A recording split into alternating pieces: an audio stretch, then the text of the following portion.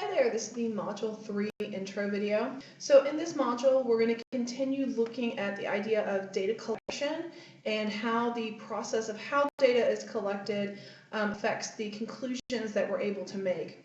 And so one of the very first things we're going to look at is the idea of association and causation.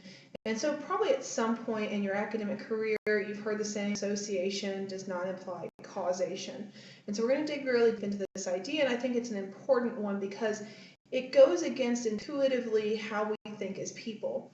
Often if we see a visual relationship between things, so if we see, for example, there's a plot and over time as one thing increases, so does the other one, our brains automatically want to think, well, there must be some underlying causation. And that is just not the case. So it kind of goes against how we naturally think about things.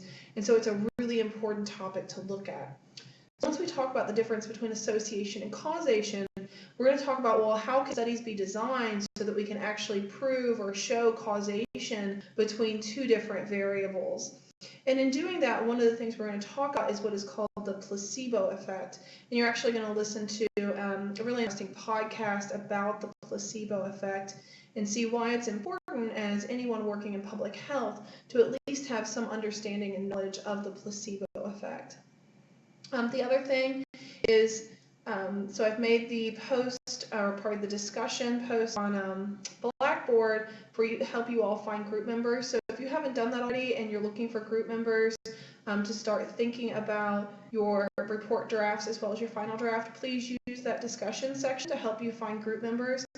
Starting in Module 4, we are going to start working towards getting the information together for that EPI report. So even though Module 4 work will need to be done individually, you will need to identify your groups so that you have the same topic. And so again, you'll get more information on that in Module 4.